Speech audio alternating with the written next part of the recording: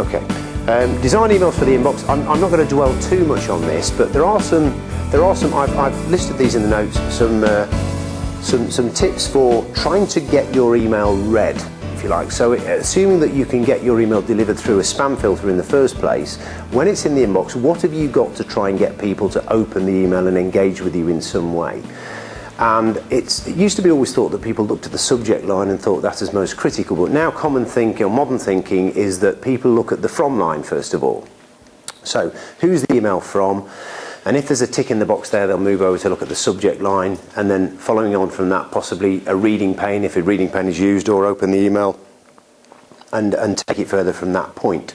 So in terms of from lines, what can you put in them? You can structure the from line to have any kind of text in there that you want, but don't spend too much time getting bogged down in the subject line until you've considered the from line. So what should it say? Should it be a person's name? Should it be the name of your company? I think the answer is just, again, whatever is most likely to resonate with the people that you're targeting. If they know you as an individual, then your name is fine. If I'm sending an email out to people who've signed up to my newsletter on my website, they've never heard of Will Ingleby, they don't know who I am, shock horror, but they'll know Bluebird CRM, which is the name of our company, so in our from line it'll say Bluebird CRM.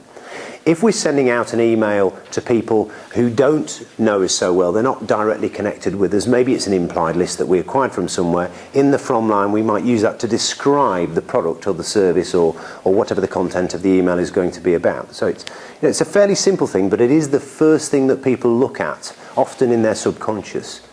And then the subject line, important as well. Probably a good rule of thumb is to keep the key part of the subject line in the first 40, 45 characters, something like that, because beyond that the subject line is truncated in the inbox the way that it's presented. And people tend to read only the first 4 words typically of a subject line. If you look at, and you can find plenty of these on the internet, heat tracking, heat maps, if you like, that track what people look at in emails. It's generally the first 3 or 4 words, so that's your key real estate in the subject line. And I think it's a good idea just to be really simple and concise with the wording as well. Don't try and be too clever or cryptic and get people's brains to work too hard to try and understand what it is that you're trying to say. Just cut to the quick and keep it really, really simple. So from lines, subject lines, and then when you're designing the message, I'm not going to go into a lot of detail on this, but the template itself, whether you're using a text-based template or an HTML template allowing you to use colour, imagery, etc. They always say design above the fold. Key text right at the top of the email. Don't rely too heavily on images. People use a variety of different email clients. You can develop HTML emails using colour, so it's the same code as you're creating websites in, but the email environment is far less tolerant than the internet. You can do lots of funky things for websites in Java and CSS and Flash imagery and all this kind of stuff, scripting, background gradients and all that. Forget it for email. It's a very intolerant environment. Less is more. Keep the email design as simple as you possibly can for email. So use images by all means, but regard that often people will not see those images. They have images turned off in the mail clients.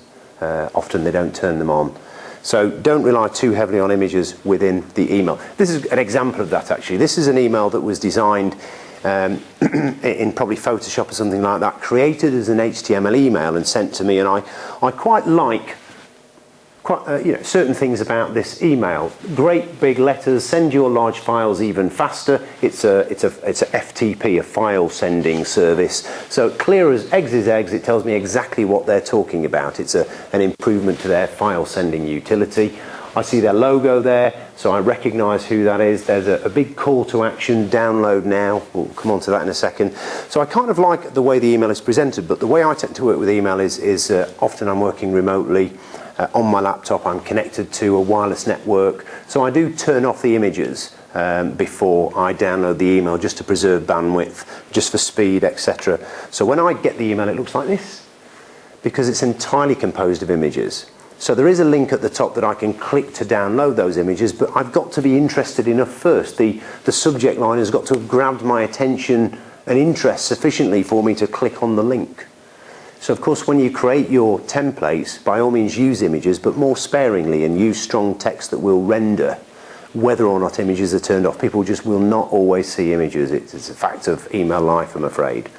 There are quite a few other tips that you can use, such as alt text on images. I won't explain what that is, but if people understand, you can put descriptive phrases on your images that will show even if images are turned off.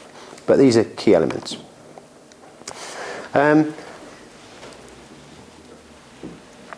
Call to action is quite important, well, very important in email, and the reason is that you don't really have a lot of opportunity to engage with people through an email. You've got to make it really easy and simple for people to do.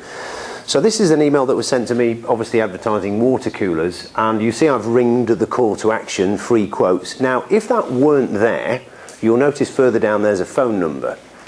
So I might argue that, well, I'm not an idiot. I don't need a big button to click to tell me what to do to take this to the next stage. I could pick the phone up and make a call, but my subconscious is telling me, well, actually, although I'm interested in water coolers, if I make a call, a receptionist may pick the call up. They may not be aware of the campaign. I'll have to explain why I'm calling. Maybe I get put on hold. Ultimately, I'm put through to somebody in sales. The salesperson is aggressively trying to sell me something. I don't really want to engage with them in that way. I'm not very comfortable with it, and besides, I'm too busy and I haven't got the time. So what I'll do is I'll close that email for now. I am interested, but I'll come back to it a little bit later when I've got a bit more time. When do you think that is? But probably never. So I have the best intention, but the likelihood is that I won't. The fact of the matter is this: the single best opportunity you have to get somebody to respond to an email communication that you send to them of this nature is the first time that they open it. It's the single best chance you've got. If your process requires them to revisit at a later date, you're likely to be disappointed. So call to action works well because in my mind's eye I'm thinking I just want to click on a link and see a price. So if I click on this link here, it takes me to their website, and there may be a price there, but in actual fact there isn't. There's a form where they're asking me to provide more information about what I need in a water cooler, whether I want hot or cold, still or sparkling, etc. So I go away and I don't make contact and engage with them further. But the significant thing is that they've tracked my click. Thank you. So whether I continue to engage, whether I do ask for a quotation, they've still got my information. They know that I'm interested. So the company that sent out this mail, they know who the people are that have expressed an interest, asked for a quotation, whether those people have taken that through to the extreme or not.